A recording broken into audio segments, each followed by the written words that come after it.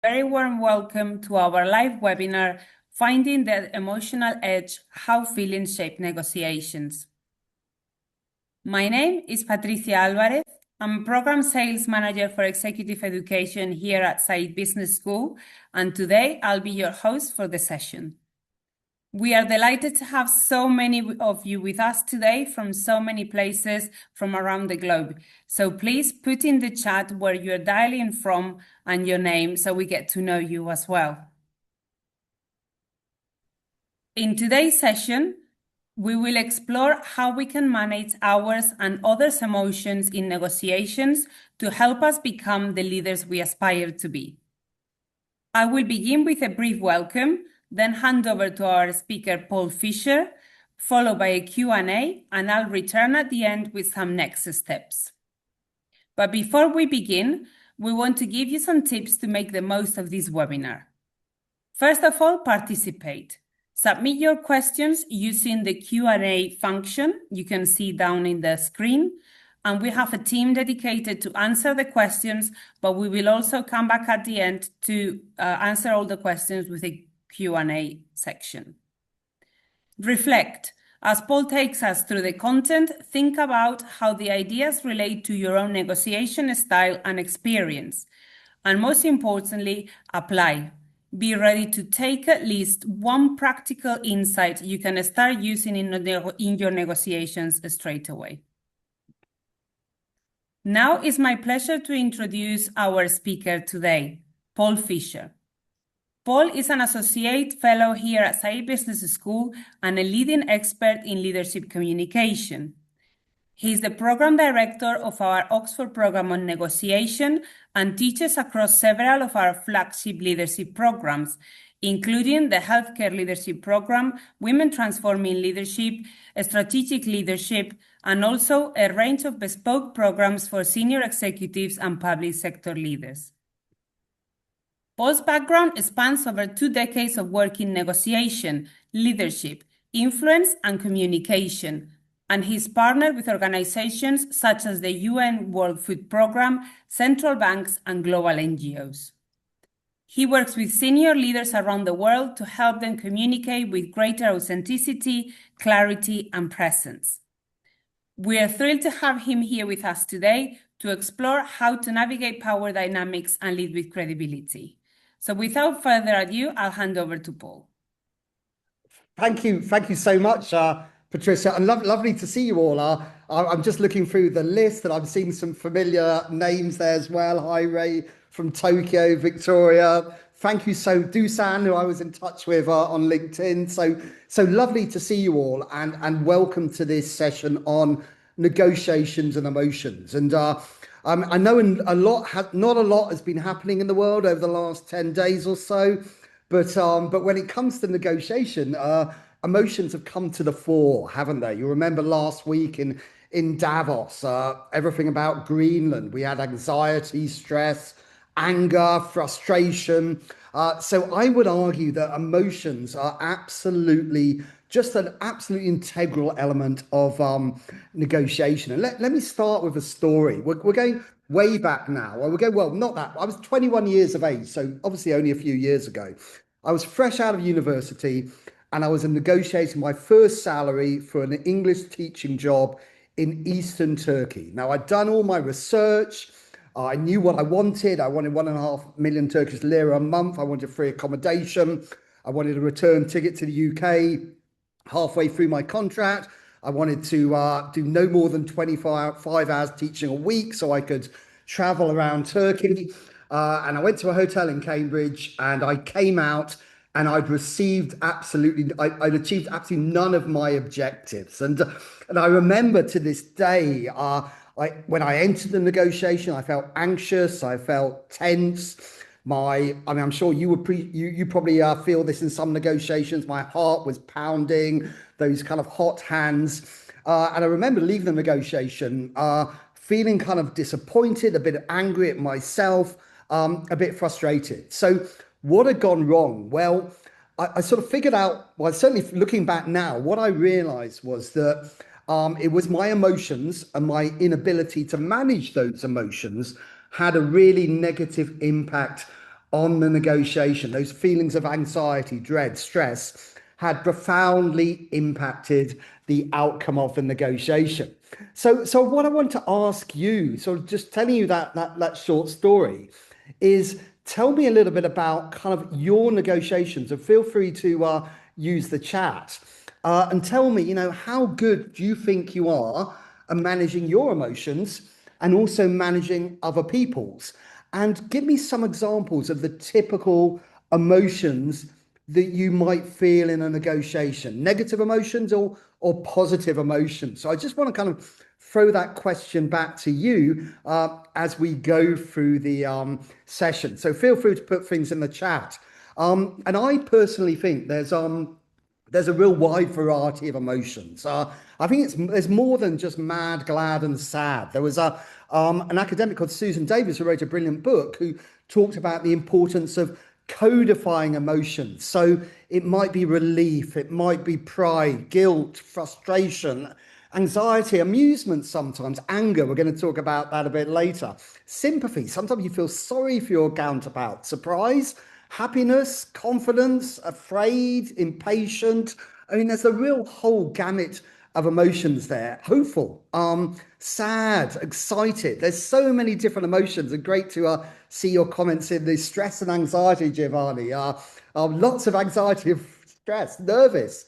Brilliant. We're going to talk a lot about that, how you deal with anxiety in negotiations, self-doubts. So, I mean, let me ask you another question. Why do you think negotiations provoke emotions? Why are they so stressful? There was an academic, brilliant academic called Michael Wheeler at Harvard, who a small university in the United States, who asked people to visualize emotions through a collage of images, and what came up was banana skins, tight ropes, traps. So a lot of people see negotiation in that way. Why is that? Well, I think there's a number of reasons for that. And I think it's important to look at the reasons why we get sort of stressed in negotiations, because by understanding that, we can look at possible solutions. So, for example, a lack of control. We never really know what's going to happen in the negotiation, do we? We don't know how we have a goal, but we're dependent on other people to achieve that goal. So will your counterpart be collaborative, competitive? Will they have more power than you? Maybe they have more information that you're not aware of. What about the changing environment and impact? So I think that unpredictability and lack of control puts us in an uncomfortable position in negotiations. Another one is we rarely actually know how we do in a negotiation. We don't really get much feedback. The great thing about coming on our Oxford program is you do get that feedback. It's a safe space. You have tutors who can tell you how you came across. But again, it can be a bit disconcerting. You come out of a negotiation, you think you've done well, but you're not quite sure about that. Again, it's an uncomfortable space. Confidence, a lack of confidence. We're going to talk a lot about this today. And what's clear is people who don't have a huge amount of confidence in a negotiation don't tend to be very effective. Why? Because, well, they want the whole ordeal to be over. They just want to get out of the room. So confidence is really important. And I think the last one really, and probably the single biggest reason why negotiations provoke emotions, is our inability to understand each other. That inability to live in the world of our counterpart, to understand their point of view, to appreciate, to be sympathetic to the pressures they face, as well as the pressures we face as well. And I think those emotions actually have a kind of physiological impact as well. As I said, emotions tend to lead you to maybe fight, maybe flight, just get out of it, maybe freeze, get overwhelmed by the whole process, or flop, even you just give up, you just avoid it, and you just want to get out the room. So that, I think, is why negotiations emotions are such an important discipline when we study the whole art and science of negotiation.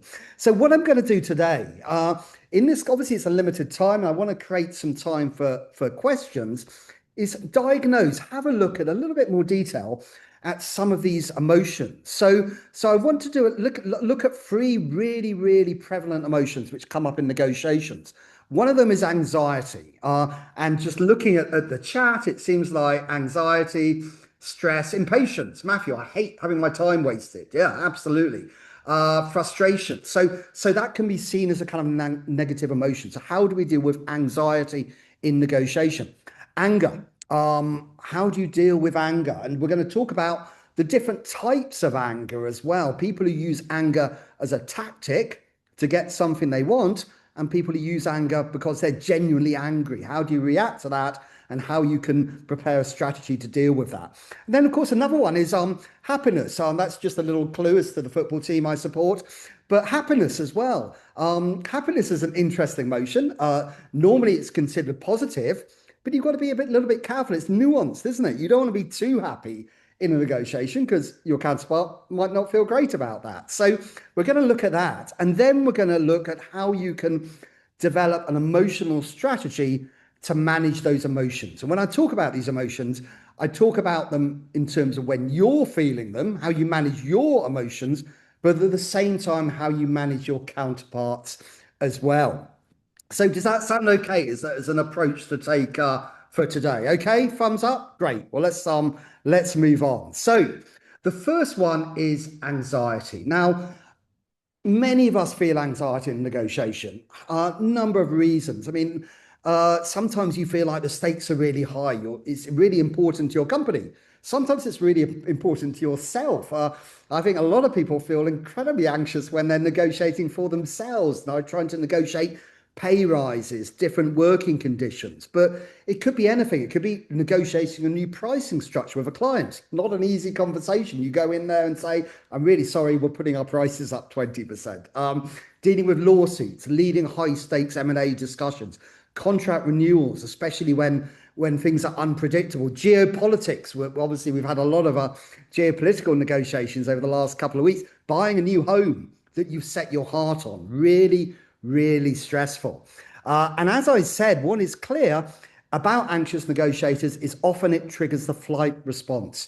You get out the room, you give concessions too quickly because you just want the whole ordeal to be over. And there's some interesting research. I won't play the theme music here, but this was from Alison Brooks and colleagues who created stress before the negotiation. So one group of negotiators had to listen to some really stressful music from the film Psycho. The other group listened to some really gentle, beautiful classical music. They then went and negotiated, and the group which were listening to the classical music got a deal which was 12% better than the ones who were listening to the stressful music. So that's slightly manipulating emotions, but quite often it does trigger that flight response in a negotiation.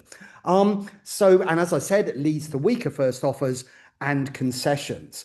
And it's also to be aware that some people use anxiety as a strategic tool, i.e., they want to make sure you feel stressed because they think that's going to work in the negotiation. And I use an example from the UK. I don't know if anyone's ever watched Dragon's Den. I think it's called Shark Tank in the US, but if you've ever watched it, basically you've got aspiring entrepreneurs. They're pitching ideas for these billionaire investors, and the atmosphere is tense. You've got this forbidding music as they go in. If you look at the faces of all those investors, they're not particularly warm, are they? And that's intended to provoke anxiety. So people start giving away more of their company than they mean to. And I've seen this happen quite a lot in negotiations. There's a lot of very famous negotiators who did use that. Steve Jobs was very effective at creating anxiety amongst your counterpart. And I think it's important to state that it can be effective sometimes, but there are considerable risks to that approach as well. I mean, no one likes to be emotionally manipulated, do they? And it has a danger of damaging relationships, but it's important to be aware when it's being used and how you react to it. So how do you address anxiety? Well, I want to come back to the kind of those three, we talked about four, but three kind of reasons why people feel stressed in negotiations: lack of control, lack of feedback, and lack of confidence. So the first thing I'd say is prepare, practice, continue to rehearse, continue to sharpen your negotiation skills. If you come on our negotiation program, you'll spend 60% of the week negotiating in a safe environment. Do your research.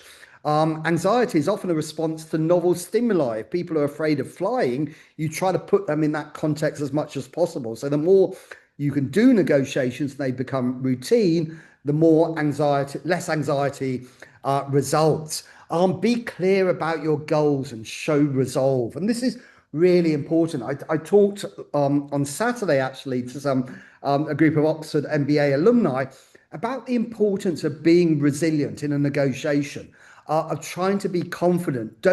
Some people will try and use power plays on you. This is one of my great colleagues and friends on our negotiation program, Baroness Cathy Ashton. And here she is with President Putin when she was heading up the European Union's foreign policy. And Cathy she was often the only woman in the room as well, so there was a gender dimension, but she faced deliberate power plays, displays of dominance, intimidation, unpredictability to unsettle and test their resolve and force a reaction. And she was always able to be resilient, but it's not all about how you react to the power play. It's how you reframe it as well. So be resilient. Process. We talk a lot in our program about process. The stronger the framework, the agendas, the minutes, the timelines, it actually takes some of the anxiety out of the negotiation. It gives participants a sort of greater degree of predictability and reassurance. I'll send you some further reading for anyone's interested, but I recently wrote an article a couple of years ago on the Cuban Missile Crisis. And in those days, there was an alarming lack of process. It was terrifying, really, on so many occasions, because there was no process there. Information often took days to get between Kennedy and Khrushchev through lots of different channels and multiple players. It made it a lot more dangerous as a result. And there's a reason why after the Cuban Missile Crisis, they set up a hotline between the Kremlin and Washington. And the other thing I'd say is when it comes to anxiety, try and put in place a feedback loop. So encourage people to challenge you. Are you clear about your goals? How are you coming across? Sometimes you don't realize how you're coming across. I'm sure many of you, if you watch a playback of yourself being videoed, you think, oh, I didn't think I was coming across like that. So if the more you can create a feedback loop, I think the more powerful. And the final thing I'd say is change the frame. We talk about this so much in our negotiation programs, but the more you can change the frame between you against me, and that adversarial kind of zero-sum game, to you and me working together to solve a common problem, it diffuses the anxiety levels. It reframes the negotiation where you're both in it together and you're both looking for a common solution. When the European Community was set up, the very word negotiation was banned because it had that adversarial connotations. It was Jean Monnet, very famous French diplomat. This wasn't a negotiation. This was Europe's leaders coming together to solve a common problem, which of course was to never go to war again in Europe. So again, another really important element I'd encourage you to think about in all your negotiations. And of course, all of this links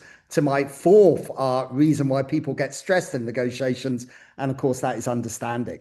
The angry negotiator. Now, there's a reason I put a child there, because actually children actually illustrate often sometimes the best and sometimes the worst kind of emotions. They can be impulsive, uninhibited, unregulated sometimes in expressing their feelings and desires. And anyone here who's got a child under 10, I'm sure can relate to it. But sometimes they actually use emotions quite effectively, quite strategically to railroad negotiations. So anger is quite common. It's a tactic often in a negotiation. Bernie Ecclestone, on our program, we had the former head of Williams Formula One. He negotiated Bernie Ecclestone, who could be at one stage the most charming of people, and then another he would move from charm and collaboration to naked anger, and that was tactical. I think there's little doubt that infamous meeting in the White House between Zelensky, Trump, and J.D. Vance playing a crucial strategic role was about using anger as a tactic in a negotiation. So how do you respond to anger? Well, Of course, what you don't want to do is start making concessions. You don't want to get flustered, stressed, and start giving things away because they're angry. Because what are they going to do if they see it's working? They're going to continue to be angry. So what I'd encourage you to do is show resolve, because let's face it, it's pretty hard work being angry if you're not getting much back. And what people tend to do is after a while, they'll kind of move to a more collaborative approach. So again, it's that idea of being resolute. And as I said, it's important to figure out the different types of anger. So for example, with tactical anger, leaving the room could be the right thing to do because you're showing that it isn't working. I wouldn't necessarily encourage President Zelensky to have walked out the White House at that stage, because that probably could have resulted in more anger. But I think it's important to point it out and say, look, I can see what you're trying to do. It's not working. So be resolute. But of course, if it's genuine anger, you don't want to do that because that will make them more angry. So often they just want to listen. They want you to appreciate why they're angry. And a number of things I'd suggest are sometimes letting people vent, listen, question. We talk about questioning and listening so much on our program. Try to understand whether it's a genuine emotion. Focus on my interests, stay calm, and try to reframe the negotiation from competition to cooperation.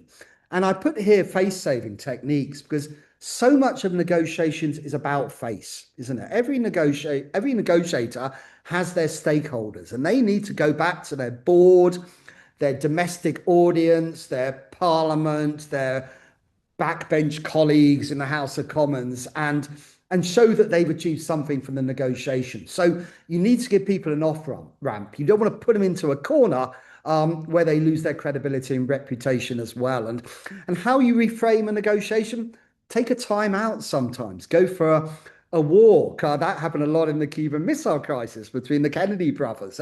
It can help reset the negotiation. Steve Jobs and Bob Iger, when they were negotiating Disney Pixar, one of the best, one of the most successful deals in the last 25 years, a lot of it consists of walking around the Disney campus. But what I would encourage you not to do is don't get angry yourself. I mean, sometimes, as I said, anger works. I think anger certainly works with Donald Trump sometimes. It helps being representing the largest economy in the world and by far well, not quite, but still the biggest military power.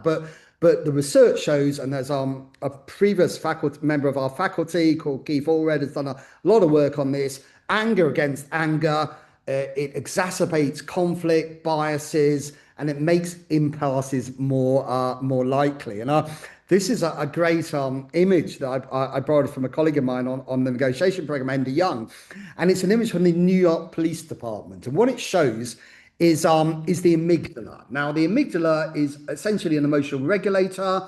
It's your kind of system one part of your brain. It comes into action when it senses danger, signals to you when you're under threat, and it kind of pumps stress hormones into your body. And you'll see on the right-hand side, the amygdala is fully engaged. And I would suggest that when the amygdala is fully engaged, stress hormones, emotions, you don't tend to be as effective as a negotiator. And this actually is a demonstration for the New York Police Department's hostage team. And when you're working in life or death situations, you want to have your amygdala under control. It's called the amygdala hijacker, and it certainly comes to the fore. So the more you can keep calm in negotiations and not let emotions drive you too much, the better. Okay, the third one is the happy negotiator. So yeah, it's good to be happy, right? You're in a good place, you feel creative, you feel confident. There's lots of research which shows that that's a good place to be when you go into a negotiation, and it's a really good place to be at the end as well. The best negotiators get great deals for themselves, but they make their counterpart feel like they got a good deal as well. So it increases creativity, and again, there's plenty of research that backs that up. And smiling, I'd say, is really powerful. Actually, it's a social signal. There's some interesting research. I don't know if any of you've gone 10-pin bowling, but when you knock all the skittles, all the bowls over, you don't smile when you see it happening, but then you turn around, you've got all your friends, and then you smile. So it's a social signal. Of course, and it helps build trust. So it's interesting. A lot of people say in negotiations, focus on that poker face. Well, actually, I think that is you're kind of missing a trick there, actually. And smiling elicits those positive chemicals in your brain and helps diffuse. Now, of course, you want to smile at the right times. Context is everything. So, of course, there's some occasions when smiling is really inappropriate, but often it can be quite powerful. And another thing I'd say is emotions tend to be contagious. Just looking at someone and just their changes in their mannerisms makes a big difference. Have a look at this. Just have a look at this face.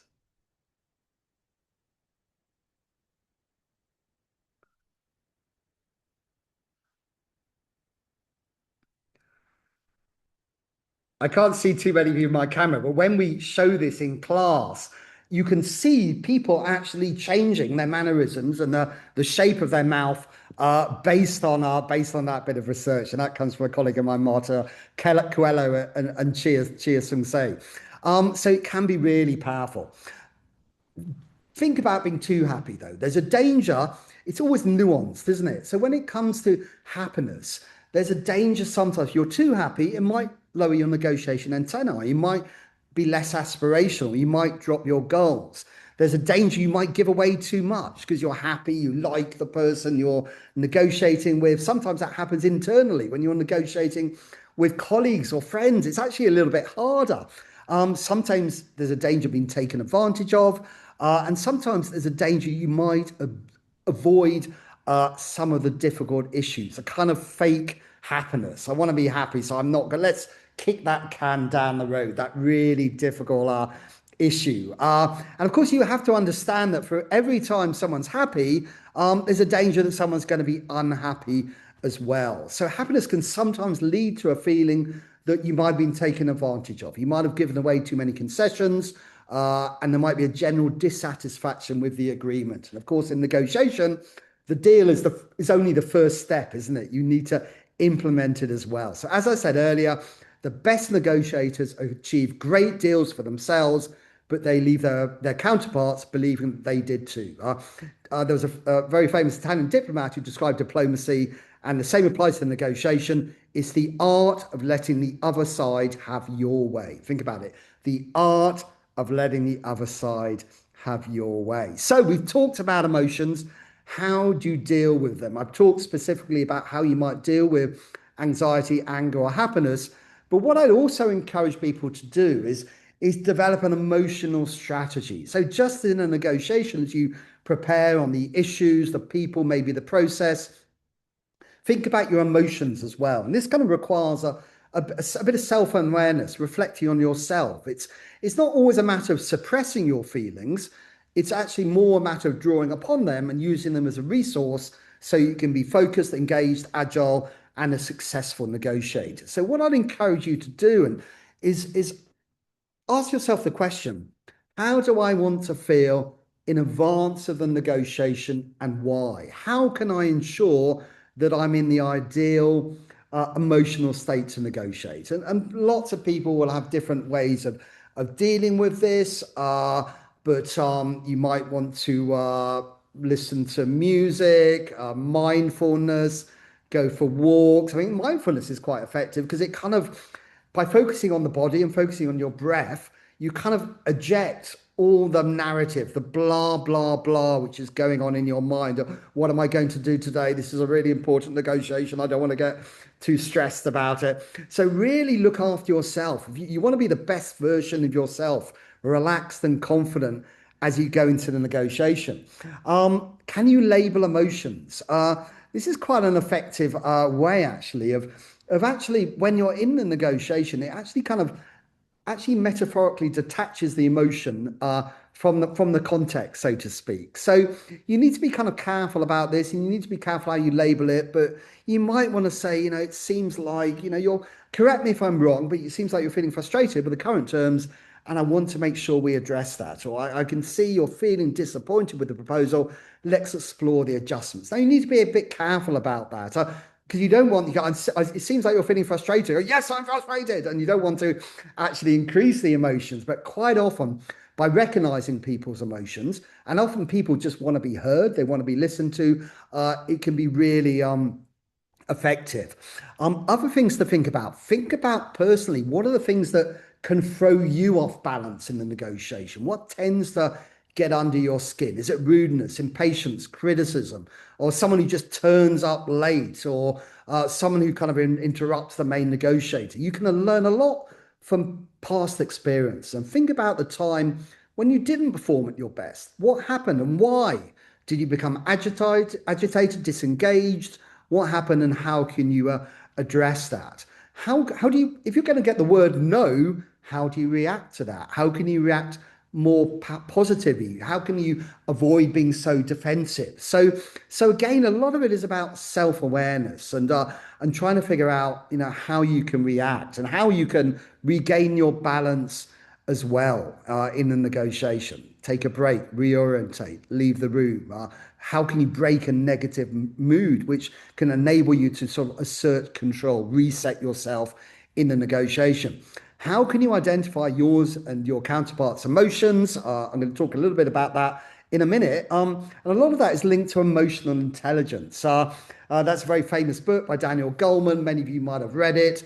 But essentially, emotional intelligence is about that ability to monitor one's own feelings and emotions and other people's, and kind of use that information to guide your thinking and your actions. And I think emotional intelligence is so fundamental to negotiation. I think all the great negotiators, or pretty much all of them, there might be one elephant in the room there, but maybe Angela Merkel, Satya Nadella at Microsoft, Cathy Ashton, Richard Holbrooke, Ellen Johnson Sirleaf, all these brilliant negotiators from different worlds. They always all had that ability for emotional intelligence, that ability to have that antennae, to read the room, to understand when people might be getting frustrated, to understand sometimes not just what's being said, but what's not being said as well.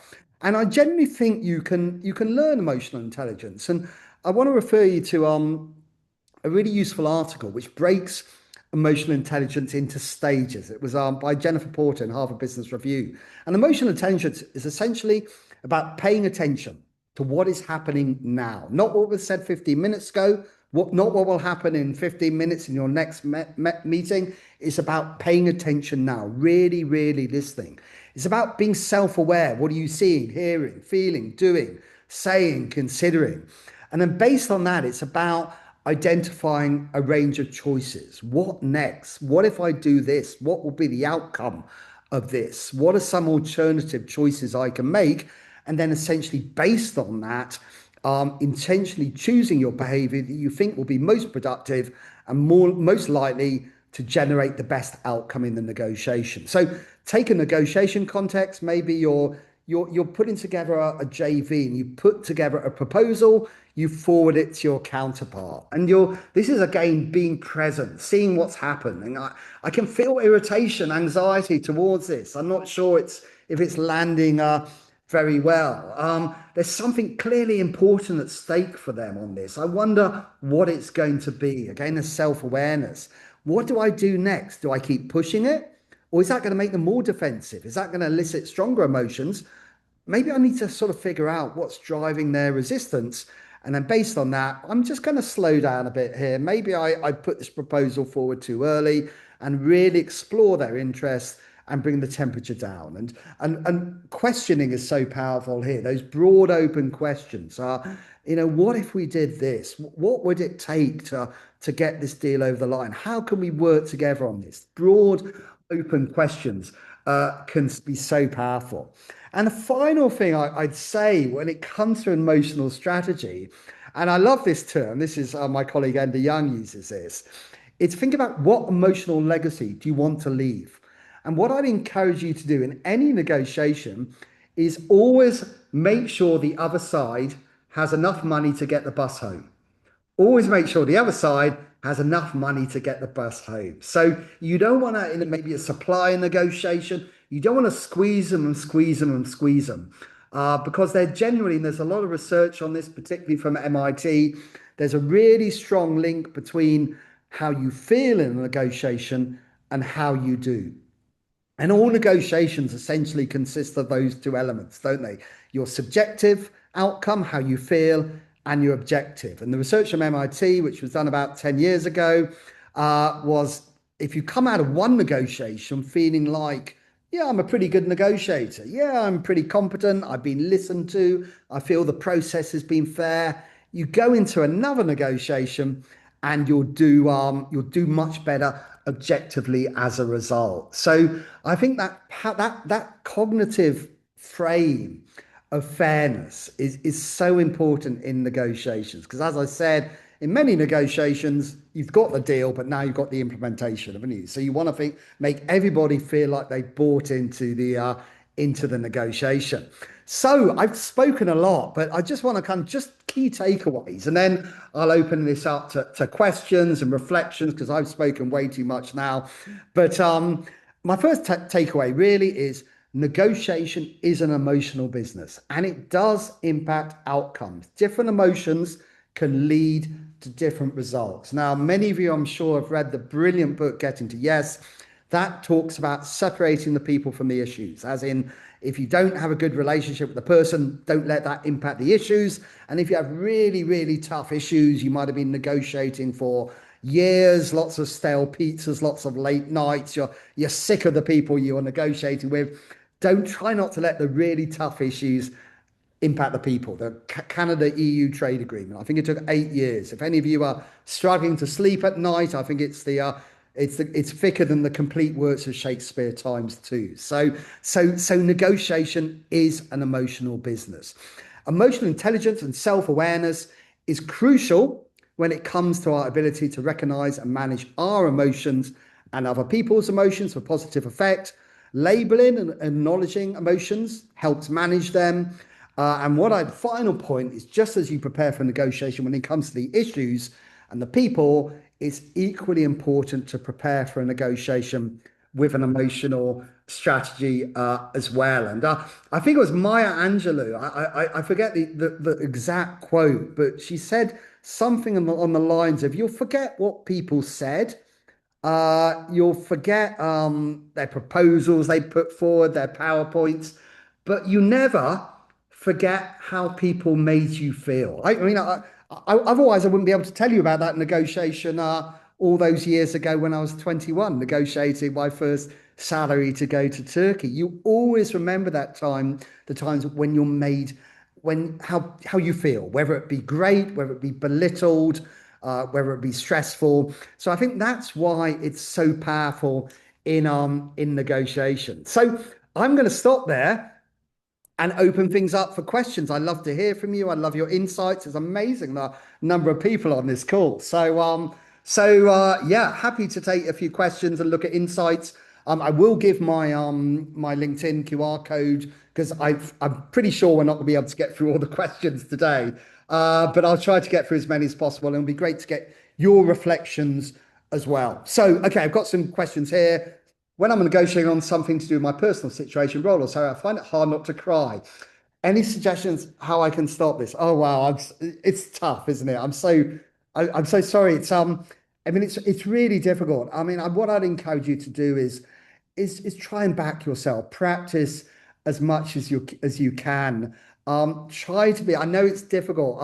I mean, one thing actually, talking about salary or role. I mean, there's plenty of research which shows that people, and particularly women, actually just as good at men at negotiating, but they feel more comfortable and they're better negotiating on behalf of other people and their teams than they are negotiating on behalf of themselves. So I'd say one really useful tool is to kind of feel like, try and position it, frame it, that you're not negotiating just on behalf of yourself. You're negotiating on behalf of another team as well. You're negotiating on behalf of all the women in your organization. And just that subtle little change to kind of communal problem solving makes a big difference. I mean, let me give an example of salary, for example. Say this is totally fictional, but if I got a brilliant offer from London Business School and I was really tempted to it, I went to see the dean, the acting dean, Mehta, and I said, Dean Mehta, I love working at Oxford, But I have to admit, I've been given this really, really interesting package while I'm in business school, lots of travel, another week's extra holiday. How can we find a way for me to stay at Oxford? So you notice what I'm doing there? It's a we. I'm not saying this is my offer. What are you going to do about it? Take it or leave it. I've suddenly made it their problem as well. So how can we figure out a way for me to stay at Oxford? That's completely fictional, but I hope that's helpful. Lara, can we get some just hand negotiation consultant type profiles who are very data number models? They're emotional as well, Lara. They've still got emotions somewhere behind that facade. And it's not as if you necessarily want to kind of elicit extreme emotions, but so much of negotiations is built on relationships and trust. And I think just listening and asking questions and finding out where they're coming from. You might want to reframe it. So this is great. I love all the data and these numbers. Let's put that aside for a minute and just tell me what's really important to you. What's the most important thing on your agenda and how can we help it? So those powerful open questions.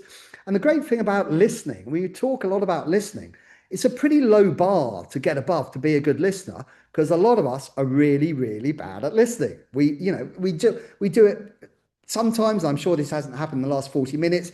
You're thinking about, what am I going to do tonight? And, I hope the traffic's not too bad. I need to go to Aldi before I go home. But quite often you're just thinking about bringing the conversation back to me. What am I going to say next? So I think even in that situation, you can move it towards the we. Chris, playing hard. Hi, Chris. Nice to see you. Playing hard to get a good strategy. And how do you know when you're risking going too far in it? Yeah, I mean, I think it works sometimes. I mean, and obviously there's sometimes power dynamics in negotiation. I mean, I always think the more you can kind of share, the more information you can share with your counterpart, the more optimal the deal you're going to get in the end. So if you're hard to get, you're not revealing anything, you're poker faced, it's not always necessarily going to lead to the optimal deal. And of course, you don't want to give away so much information that you're vulnerable. So the thing about negotiation, that's why it takes so long sometimes, is you give a bit of information, your counterpart gives you a bit of information back. Information, reciprocity. So I think it can work to a certain extent, but I think in the really great negotiations, you need to get beyond that. But at the same time, you don't want to give everything away at once, do you? So you want to be a bit hard to get.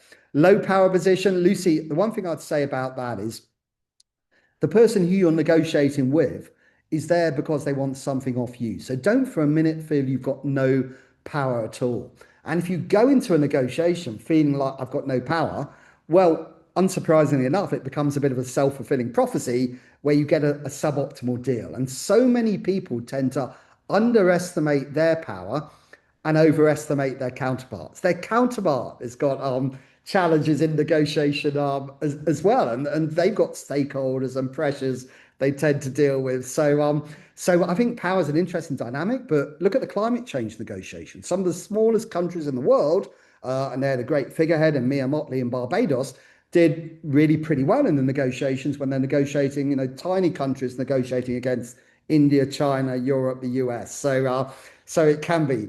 Leaving as a tactic, it's a trick. It's high risk leaving a room, because what sometimes happens if you leave a room and then say, we're not coming back until, you do this or that, and they don't do it, you're kind of calling their bluff. And then you have to quietly come back in the room, and it's all a bit embarrassing, isn't it? So you need to be careful about that. And I would say, walking out of a room when Donald Trump's there is probably not going to help things, and it's going to lead to exacerbation. So sometimes you need to think about it, but not often. Any advice on how to know they're not open to negotiation earlier? And I think the more you can establish the relationship early on in an informal setting, the more you can get a sense of where they're going to be able to negotiate. So what I'd also say is never enter a formal negotiation until you've also done some informal work before. Michael Gates, yes, culture is everything in negotiation. Michael could do a whole week on culture, but of course, culture is all the different nuances in negotiation. It can be organizational culture, it can be regional culture. I mean, culture is absolutely essential. And I mean, the stakes are high, aren't they? One false step in a negotiation, for example, if you're an American and you put forward a contract too early and you're negotiating with Japan or China, it can ruin the whole trust framework around the negotiation. So again, so important, and lots of brilliant. Michael's brilliant on culture. If anyone wants to read some of his articles or ask him any questions or get some training. Wow. How many more? How to develop the skill set to develop foundations for being a negotiator? Well, for that, that's anonymous. You definitely need to come on the Oxford program on negotiation. I can't tell you in a 2-minute answer. I mean, there's so many key principles. Put yourself in the other side's shoes, listening, questioning, and seek to understand before being understood. I really like that term. So it's so important to show empathy and put yourself in the other side's shoes. I'm interested in Shannon's question. Negotiating with a counterpart who has a bigger business behind them is a stronger foot. Yeah, I mean, fear is it's quite powerful, isn't it? I mean, that's a really I haven't seen Shannon's question actually, but that's a really important question, Jeffrey. I mean, there's the power dynamics there. Yeah, if you've got the opportunity for once in a lifetime deal with a blue chip corporate that you'd love to be in partnership with, but again, I think you need to still cultivate your own power as well. And of course, the key thing about power is, and we talk about in all our negotiation programs, is your alternative, your best alternative to a negotiated agreement. So as long as you've got alternatives and you can leverage those alternatives, that increases your power at the table. Because if you really haven't got any alternatives, you're not really a deal maker, are you? You're more of a deal taker. And I mean, some of the big companies do exercise power. Amazon is plenty of examples of Amazon as exercises its power. So I think again you need to be resilient. As I said, Yiga, be resilient. Don't assume that they've got all the power. Calm things down. We talked about face earlier. So yeah, lots of things there. When negotiating exit from your employer over unfair treatment within your company, is it better to get the negotiator directly to the CEO without involving an independent mediator? And that's I might pass on that because it's got some legal implications as well. So I don't want to. I think I need to read that question in greater detail. But if you'd like to send me a LinkedIn on that, I mean, one of the interesting things about mediators and third parties can be really powerful at times, and we have a number of mediation experts who are tutors on our program, and there might be a time when a mediator can be really helpful. And of course, if you think about some of the big international negotiations, mediators have been very effective, whether it be Jimmy Carter and the Camp David Peace Accords, George Mitchell and the Northern Ireland negotiations. So there is sometimes a time and a place for a mediator. And if conflict is so prevalent and you're at extreme emotions and you can't bring down the temperature and you're not prepared to speak to each other, then absolutely having a mediator is really really important. Practice and mechanisms to control emotions during negotiations. Well, we talked a lot about that as we go through the session. So much about self-awareness and just being aware when your emotions are coming to the fore. Nadia, how do you negotiate if you're already perceived biased? I think I'd need to know a little bit more about the context there, but you might want to think if your brand is kind of tarnished to a certain extent, your counterpart feels like you're biased anyway, maybe that is the time for a mediator. Or sometimes in negotiations, you might want to recalibrate your team, bring someone else in who doesn't have baggage from previously. Negotiating in teams is really important. Actually, when you negotiate in teams, quite often you can dissipate the emotions because you've got more people around the table, more people with the skills to bring in different approaches. So negotiating in teams actually sometimes can be quite effective. So if you have had a one-on-one that there has been emotions driving the interaction, you might want to reframe it by negotiating as a team or bringing people in. Sometimes just having an observer. So I mentioned Cathy Ashton earlier. She would quite often go into negotiations, particularly John Kerry, when he was negotiating climate change agreements. He just asked Cathy to come along to the meetings and just sit there and just detect what's going on in the room. Because sometimes you get so immersed in the negotiation, you're not really kind of quite clear about the emotions, who the main decision maker is. You might have sometimes the good cop, bad cop routine. And it's interesting, sometimes the main decision maker is not involved in the interaction at all. I remember I negotiated in China once. I slightly misprepared, as in I negotiated with about 15 people across the table. Just towards the end, I realized that the one person who was making all the decisions was on the far right of the table. He didn't say anything, but when there was any crucial moment in the negotiation, there would be a little glance to him, he'd nod his head, and you were kind of aware of the power dynamics. So yeah, always worth. Oh, this is exhausting. When you don't have strong cards, what strategy would you use to negotiate? I'd say, as I said, don't assume you haven't got any power at all, because they're there in the negotiation for a reason. I think the more you can build a relationship, the more you can build your alternatives away from the table, the more leverage you have at the table. And then there's lots of other building relationships, listening, really finding out where they're coming from. You might think that they hold all the cards, but they might be under pressure with their stakeholders as well. Matthew, I thought that the internal meeting was a team. When it started, I realized my co-founder had a completely opposite view. So opposite, completely upset our startup setup strategy.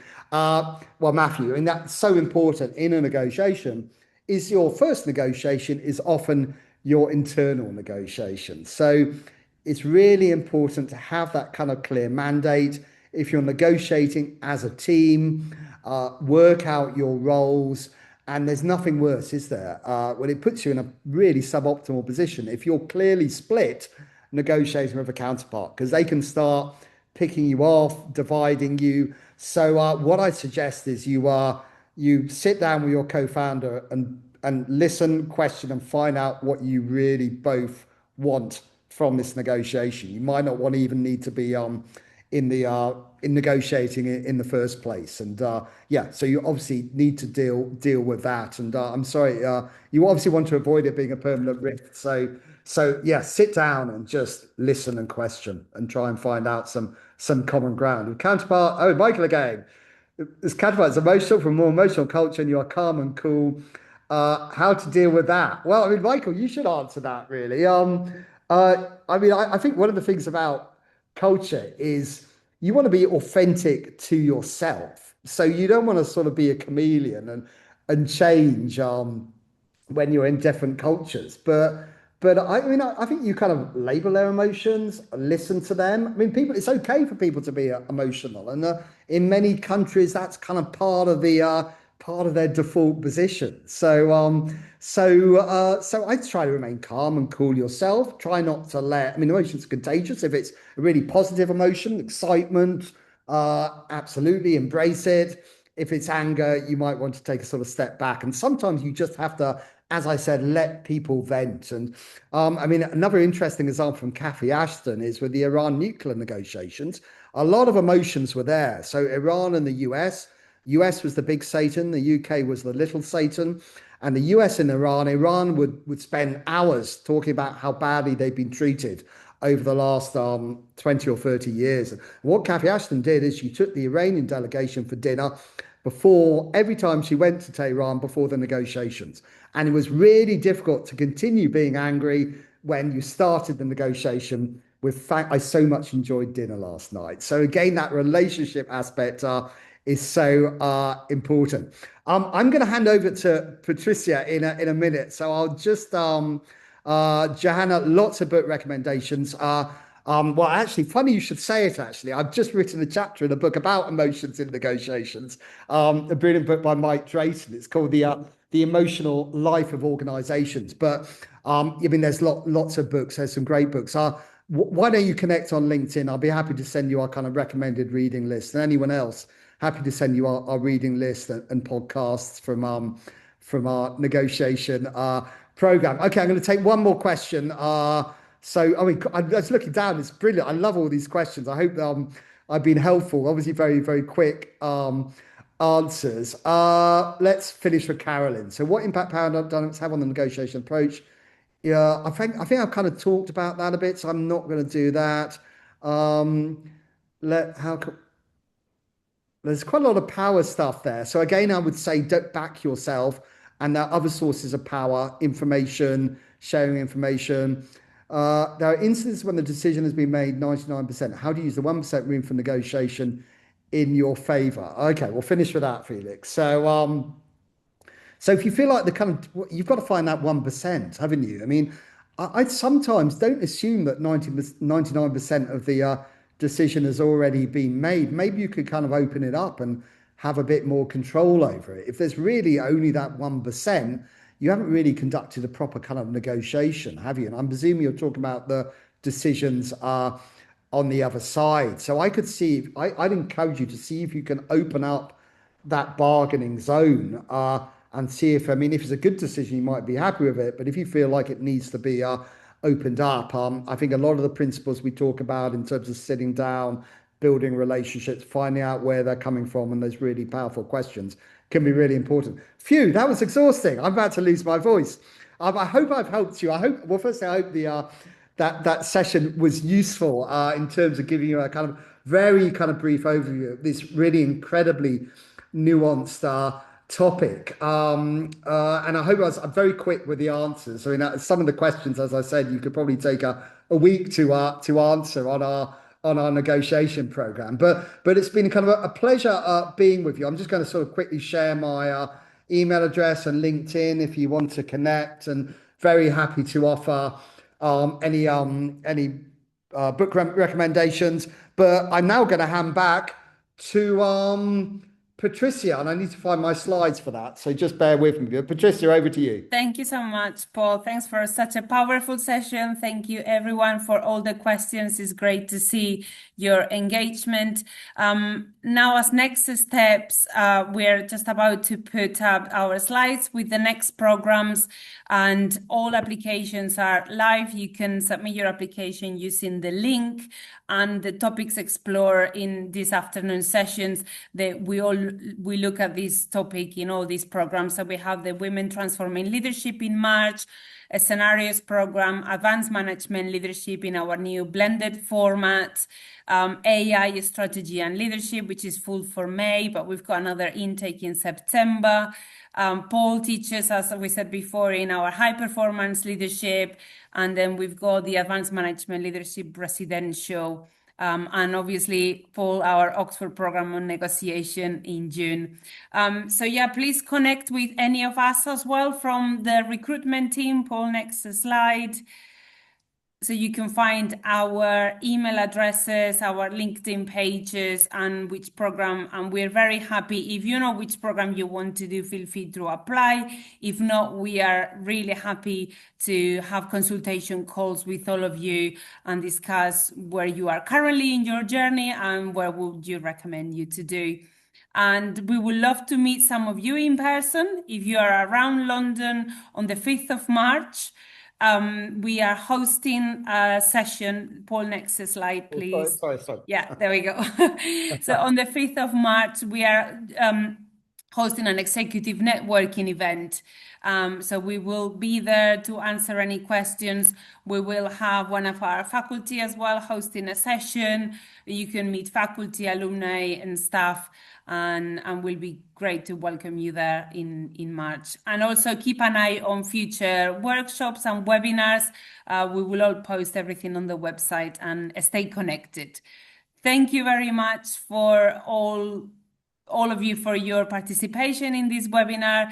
Paul, thank you again for such a thought-provoking afternoon. I'm sure everyone's heads are buzzing. But yeah, for now, goodbye, and thank you everyone for attending. Thanks, everyone. I need to have a lie down now, I think. Too much. Sure. Lovely to see you all. Thank you. And great to see familiar faces. I saw Gillian was on the call as well. So good luck, and yeah, keep in touch. Lovely to see you all.